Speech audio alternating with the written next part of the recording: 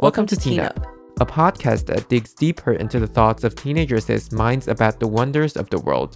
If you're new here, I am your host, Isabella. And I'm Glenn. If you're not, welcome back. Here's a quick disclaimer. If we made any mistakes, please email us and tell us. Thank you.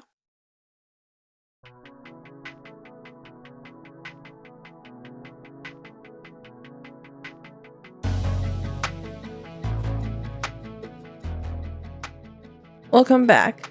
Now here is part 2 of Call Me By Your Name. The dialogue. It is so well written. Okay, wait, hold on. Major spoiler alert.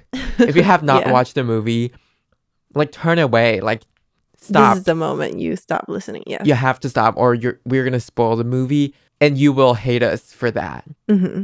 So, before we read this dialogue happened between Elio and his father after Oliver left. Yeah, and it's just a really touching scene between showing Elio's father's vulnerability and Elio's as well. But also the vulnerability of human relationships. Let's just read the dialogue first to review it and then talk about it. Okay. Right now, you may not want to feel anything. Maybe you never wanted to feel anything, and maybe it's not me. You want to speak about these things, but feel something you obviously did. Look, you had a beautiful friendship, maybe more than a friendship, and I envy you. In my place, most parents would hope the whole thing goes away or pray that their sons land on their feet soon enough.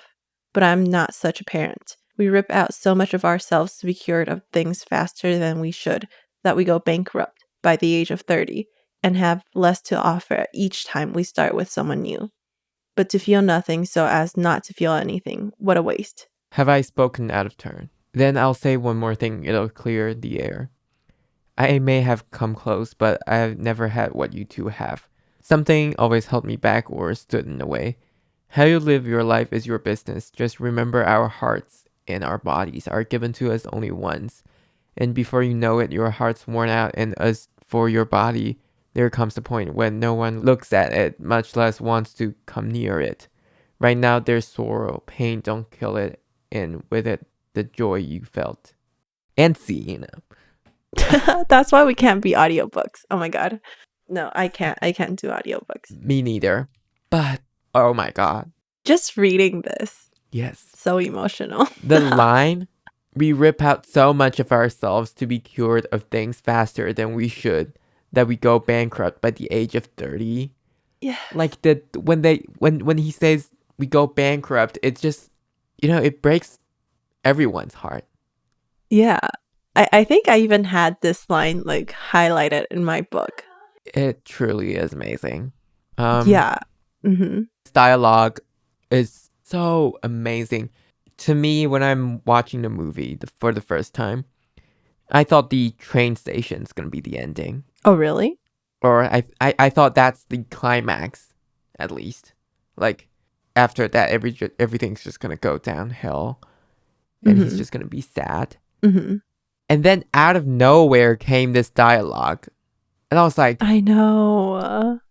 Wow, this really surprised me, and it encapsulates the movie so well of the feelings that this movie is trying to say. Mm-hmm. Sorry, I'm just agreeing because I agree. And I think the way that this script was written, I like how it's a really clear message, yet it's not a really shallow message. Do you get what I mean? It's deep, but it's not so deep that people can't understand this. Yeah, it's not just laying out whatever. Yeah. It's not like a blockbuster film which is say, oh, family is important, and you just cringe. But not this one. Yeah. And I like the fact how his father took the time to think about this and also took the effort to tell him this. Mm-hmm. And actually gave thought, and he didn't actually confront him of anything because He said maybe more than a friendship. So I like that he didn't like put Elio on the spot, yet said so much. Because he gets it, you know. Yeah. I feel like the Yeah. beauty is that he gets it, but yet he has more to offer. Mm-hmm. Mm-hmm. He's not just saying, "Oh, son, I get it, it's sad." No, Mm-hmm. he has more to offer, Mm-hmm. and that's the beauty of this dialogue. I feel like. Right. And I feel like, yeah, normally people, when they feel sad, they would shut off the feelings like a lot of teenagers would do. And this advice that his father gives him hits so many people like right on. And it just also makes sense to the audience of this movie. It's just kind of saying, be vulnerable. It's okay to be vulnerable. Mm-hmm. Okay, let's move on to the next thing. Yeah, I liked the part. Oh, this is also spoilers. I liked the part where they went to Rome, right? Rome? Yeah, I Was think it so. Rome? Yeah, I like the part where they went to Rome. And if you've read the book, I think they spent a lot of time writing the author spent a lot of time writing about the Rome part, like how there was a book fair. But within the movie they totally skipped that and focused on developing these two main characters' relationship. And I think I like that part a lot. It's not that I'm saying like within the book adding the book fair thing is extra. Like it for sure shows how much they can, you know, flourish outside of Elio's parents and their parents' house. But I think in the movie, like I like the dancing part, like when they were drunk at night. I think that part which they kept within the movie is great. And the song choice, the soundtrack of this movie is also great. Not there yet. Yeah, I just wanted to add that. But this Rome scene, or scene? This Rome scene is an escape out of an escape. Like, escape is like this whole Italy already, right? But then with Rome, it's something else. It could also be because their relationship is coming to an end, Mm-hmm. and Mm-hmm. maybe like they don't want to face it in a way. Yeah.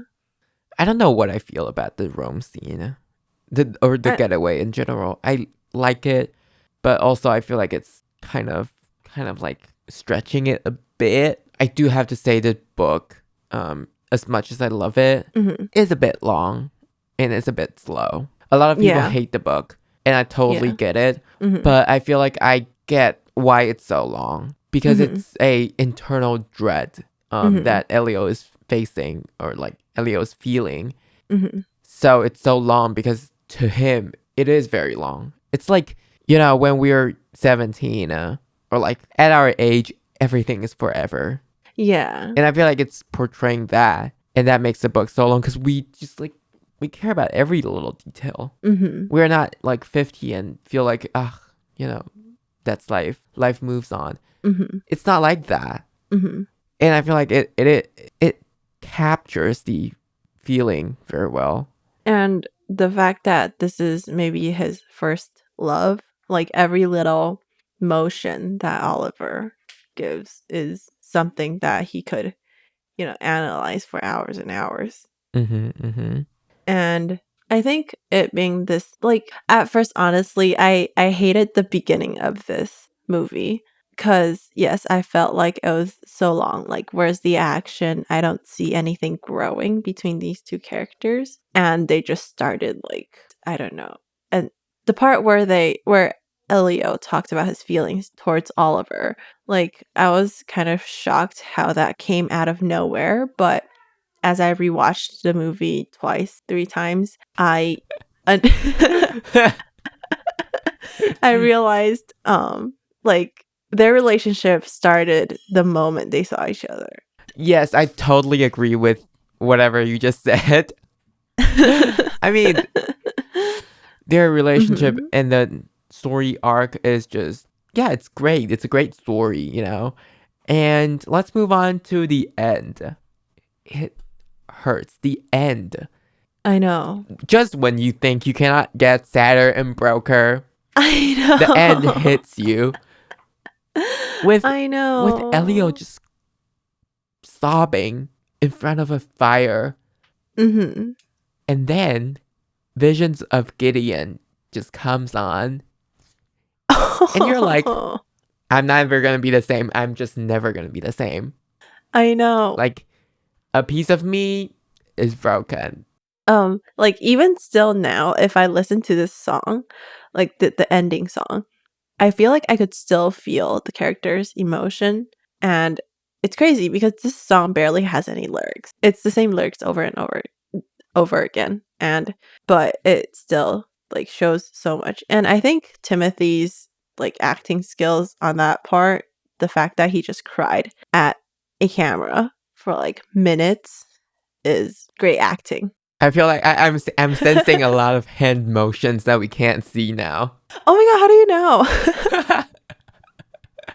By the way, we do not record together, so I can't see Isabella. But yes, a lot of hand motions and a lot of emotions right now. I feel like what's so great about this acting is not just the crying. Make it feel like actors can cry. Everybody should be able to like cry on set. I thought that's like a must have. I feel like it is what his eyes are saying. You know, like the way he's looking at the fire and the way he's like trying to transport the emotions to us, the audience. I feel like that is the great part of this acting because he's trying to give off this sense of loss and how he's lost, you know? And yeah, I totally agree to whatever you just said. No, I completely agree.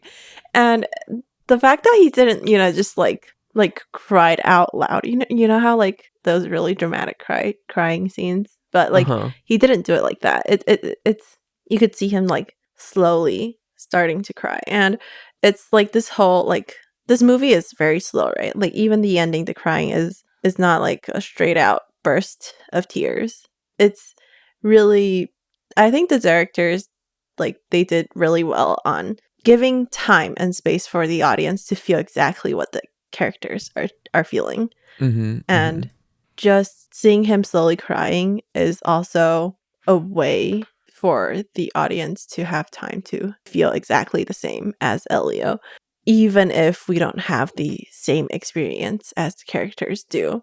I just really like how in the scene, he didn't say anything. It's like his world is crumbling, but he's trying to keep it in. So it's like a million different conflicts within him. And I know like towards the end, his mom comes in and he's just like, he's still there. He's still thinking about their relationship and everything's just like rushing back to him. Yeah. And I love the fact that it's different from the book because this is not the ending of the book. I forgot what the ending is. Oh, they meet, right? Yeah, and I feel like this is a better ending. Yeah, I like I like this ending a lot too. And I think it also leaves the audience like space to think about what might happen to Elio afterwards. Room for a sequel. Yeah. And overall, I feel like what makes this story so great is that it's very realistic. Yes. And everybody, I feel like, can somehow see themselves in a different character.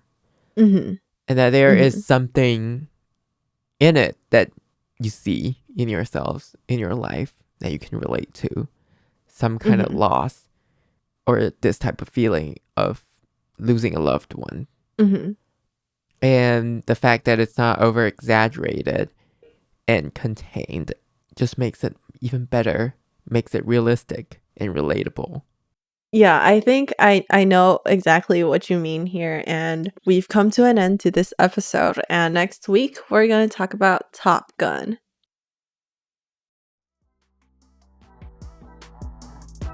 Thank you for listening to this episode. We will upload a new episode every Thursday. Remember to like, follow, and share our podcasts with your friends and family. You could also share your idea and thoughts with us on our Instagram at teenup.podcast. Don't forget to like, subscribe, and share our channel. Thank you and bye.